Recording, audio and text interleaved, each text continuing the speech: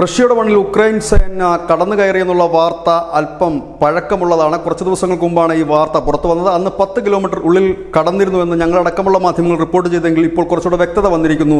Zelensky തന്നെ ഔദ്യോഗികമായി പ്രഖ്യാപിച്ചിരിക്കുന്നു എന്ന് മാത്രവുമല്ല, ഇപ്പോൾ അവിടെ ഉക്രൈൻ്റെ ഒരു സൈനിക ഓഫീസും ക്യാമ്പും തുടങ്ങിയിരിക്കുന്നു. 35 കിലോമീറ്റർ റഷ്യൻ മണ്ണ് തങ്ങൾ കൈവശപ്പെടുത്തി എന്നാണ് ഔദ്യോഗികമായി തന്നെ ഉക്രൈൻ അറിയിച്ചിരിക്കുന്നത്.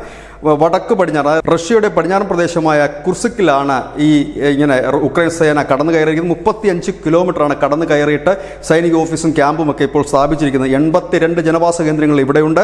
ഇവിടുത്തെ ജനങ്ങളുടെ പ്രശ്നങ്ങൾ പരിഹരിക്കാനാണ് തങ്ങൾ ഓഫീസ് തുറന്നതെന്നാണ് ഉക്രൈൻ പറയുന്നത്. ഏതായാലും റഷ്യ ഈ പ്രദേശം ഉൾപ്പെടുന്ന ഭാഗങ്ങളിൽ അടിയന്തരാവസ്ഥ പ്രഖ്യാപിച്ചിരിക്കുകയാണ്. ശക്തമായ തിരിച്ചടി നേരിടേണ്ടി വരുമെന്ന് റഷ്യ പറയുന്നു. എന്നാൽ സെലൻസ്കി പറയുന്നത് തങ്ങൾ ഇത് എക്കാലവും തങ്ങളുടെ അധീനതയിൽ വെക്കാൻ വേണ്ടിയിട്ടല്ല കടന്നു കയറിയത്, പകരം സമാധാനത്തിനായി റഷ്യയെ പ്രേരിപ്പിക്കുന്നതിന് സമ്മർദ്ദ തന്ത്രമാണ് എന്നാണ്. ഏതായാലും റഷ്യൻ ഇപ്പോൾ അടിയന്തരാവസ്ഥ പ്രഖ്യാപിക്കുകയും ശക്തമായ തിരിച്ചടിക്ക് ഒരുങ്ങുകയും ചെയ്യുന്നു. ഏതായാലും പശ്ചിമേഷ്യയ്ക്ക് പിന്നാലെ വീണ്ടും റഷ്യ ഉക്രൈൻ യുദ്ധം വലിയൊരു തലത്തിലേക്ക് നീങ്ങുമെന്നുള്ള വാർത്തകൾ തന്നെയാണ് പുറത്തു വരുന്നത്. News desk news India Malayalam.